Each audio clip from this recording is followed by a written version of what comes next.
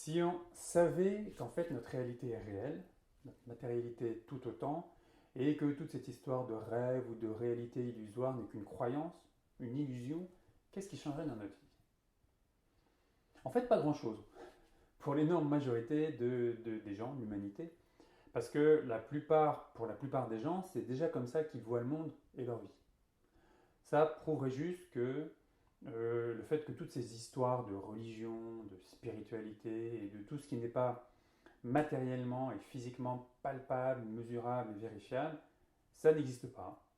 Et c'est que du charlatanisme inventé par des frustrés de l'existence qui essaient de trouver un échappatoire à une vie qui ne leur plaît pas en cherchant un mieux ailleurs.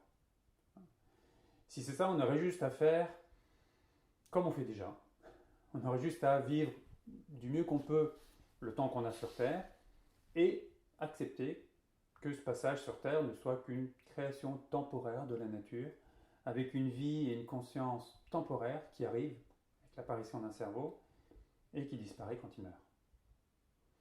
Normalement, logiquement, ça devrait nous forcer à une certaine humilité, je trouve, parce que dans ce cas, notre vie n'est juste rien, en fait. Rien d'autre qu'une apparition temporaire qui disparaîtra à un moment donné. Notre vie n'est donc rien de plus qu'un flash qui apparaît et disparaît à l'échelle de l'univers, sans trop connaître la raison, ni sans réel but supérieur dans son histoire à l'univers. Une anomalie, peut-être, une singularité, comme on dirait en physique. Notre seul but sur Terre serait de propager l'espèce, juste pour le principe de la propager, de la survie juste pour la survie, sans raison particulière, un genre d'automatisme auto-incrémental, et pouvoir développer notre existence matérielle, physique, relationnelle et émotionnelle pour que le peu de temps qu'on est sur Terre soit le plus agréable possible. Tout ce qui touche à une recherche spirituelle, ça serait qu'une tentative futile et même déresponsabilisante de fuir la réalité, donc une perte de temps. Mais dans ce cas, c'est peut-être aussi justement la raison qui fait qu'on a si peur de la mort.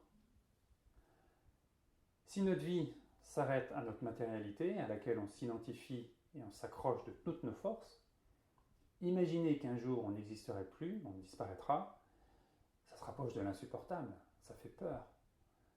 Notre vie n'est alors qu'une sorte de château de sable, une plage sur laquelle il n'y a rien, un château de sable construit pour une durée éphémère, avec une utilité tout aussi éphémère, et quand la mer l'emporte, il disparaît sans laisser de traces, à part son souvenir pour les autres châteaux qui restent encore, et qui vont aussi finir par se faire balayer par la mer un jour. C'est peut-être aussi une des raisons qui fait qu'on essaie autant que possible de reculer l'éventualité de la mort et qu'on s'ancre de plus en plus dans notre matérialisme. Peut-être que c'est malgré tout une manière de donner un sens à notre existence éphémère. Parce que si le spirituel, l'au-delà n'existe pas, quel est le sens de notre passage sur Terre? À quoi se raccrocher pour lui trouver une utilité à part ce qu'on connaît le mieux, ce qu'on expérimente au quotidien et auquel on s'identifie, le matériel? Le sens de notre vie serait dans le matérialisme. Comment on pourrait le savoir?